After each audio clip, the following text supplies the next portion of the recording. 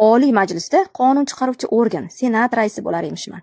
2007-2008 yillar Chilonzor Oqtepa 2-Toshkent yuridik kollejida o'qib yurgan paytlarimda insonlar hayotini yaxshilash borasida kerakli qonunlar ishlab chiqaruvchi yuqori davlat vakili sifatida ishlashni orzu qilganman.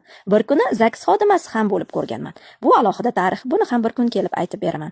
Kollejni qizil diplomga bitirgach, Sobrahimov hokimiyatiga stajyor sifatida ishga kirganman. Birinchi hokim o'rinbosari qabuliga har kuni har xil insonlar muammolari bilan kelishar edi. Men esa ularning muammolari hal bo'lsin deb hokim o'rinbosari qabuliga kirgizib yuboraverar edim.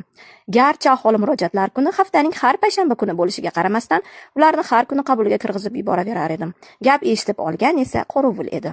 Odamlar qabuldan chiqayotib meni duo qilib ketar edi. Baraka top qizim deb. Bir kuni ish vaqtimda qo'ng'iroq bo'ldi. Bir ayol: "Iltimos, menga yordam bering. Ko'zlarim ko'rmaydi, oyoqlarim yurmaydi. Uyimni devorlarini nurab zax bosib suvaraklar chaqib tashladi", deya menga manzil berdi. Men esa shunda o'rnimdan o'qday otilgancha hokim o'rinbosari oldiga kirib ushbu muammoni aytdim.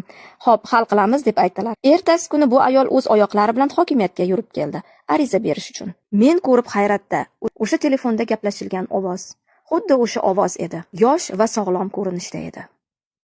Xullas, bu ish menga to'g'ri kelmasligini, davlat organida ishlash uchun paxtadek qalb emas, temirdek qalb va iroda kerak ekanligini tushunib yetdim. Hokimiyatda 1,5 oygina faoliyat yuritdim. Mendagi bu xususiyat insonlarga ishonuvchanlik emas, balkim insonlarning manfaatini barcha narsadan ustun qo'yish edi. Bu mening tarbiyam va e'tiqodim.